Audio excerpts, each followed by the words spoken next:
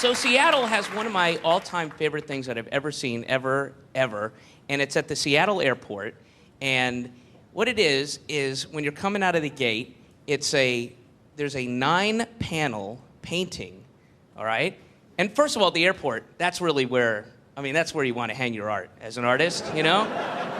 That's like the highest echelon of, that's where your work really gets the attention it deserves. People really understand the angst and the emotion that you're trying to get out there and express. You know, that's where they stop and give it. I can't imagine a better place to hang your art, you know, that would get more attention. Maybe like, maybe if you put it inside a bum's asshole, maybe people would hang out there a little bit longer than at the airport for your life's work. Anyway, so at the Seattle airport, 9-panel painting a depiction of a magic act. Yeah, you know what I'm talking about. And, you know, I saw that and was like, gee, you know, magic it's already boring when it's right there in front of you, you know? I mean, really, the most you ever get as a response is, yeah. Yeah, that was my card. Can I go? No. But so they have a 9. It's crazy. It's like the first panel. There's you know, the guy. There's the magician, and there's his assistant in the casket. You know, and then the second panel, they open up the casket, and then the third panel, they start wheeling the casket around so you can clearly see that there's no wires or mirrors involved with this trick. You know, and this isn't some bullshit trick. And then in the fourth panel, you know, the guy gets in, and then they close the lid, and then they turn it around, and you know, by now you're really emotionally invested in this. You wonder how it's going to turn out, and then so you get down there, and then you get to the end, and they open it up, and he's not there, and it's like, how did they do that? Wait a second. All right, I know. Okay, I see. He opens it up, and gets in. Now, there are clearly no wires. He's not escaping. I don't see him leaving, and then he gets. Oh, then he's not there. How did they? Oh.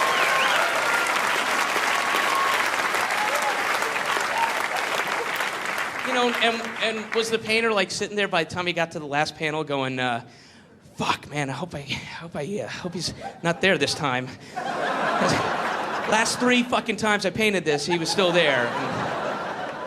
I've not learned how to paint this trick correctly. And you know what's weird to me is that they sell porn in the airports.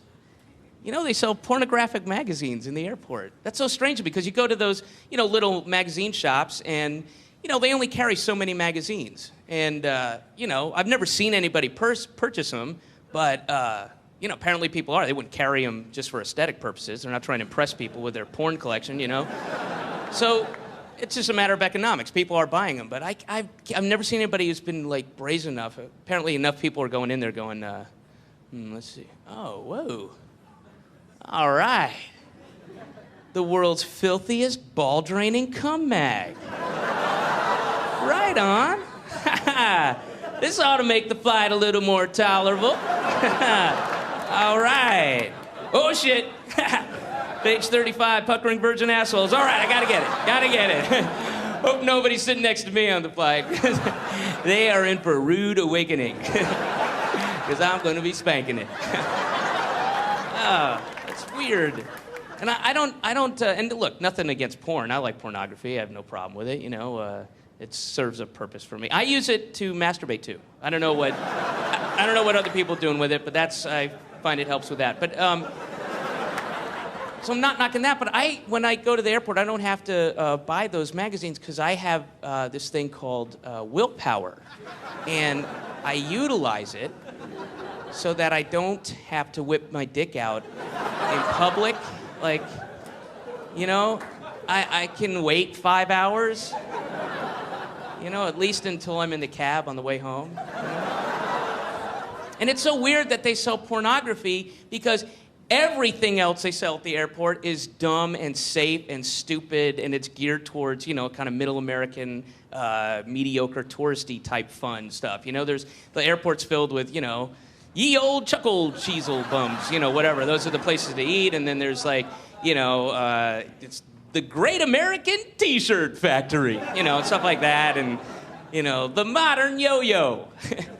The yo-yo's back, And that's another thing I love is when anybody, gears their advertising to, like, a younger demographic, and they try to skew stuff, and hip it up, and, sell it to the younger folks, because they always fuck up, And then they attribute these qualities that don't, to products that don't merit them, like eggs or something. And they have this new campaign, Henderson Valley eggs! You're gonna love our eggs! Yeah. This ain't your daddy's egg. Can't skateboard. Finally, an egg for my generation. And they have these bending guitar notes, and then they intercut it with, like, a quiet, like, granny on a rocking chair, sitting, they go, I like eggs the old-fashioned way. Fuck you, Granny! Henderson Valley egg! You're gonna love our eggs! I, David Cross, me, not the character, am bald.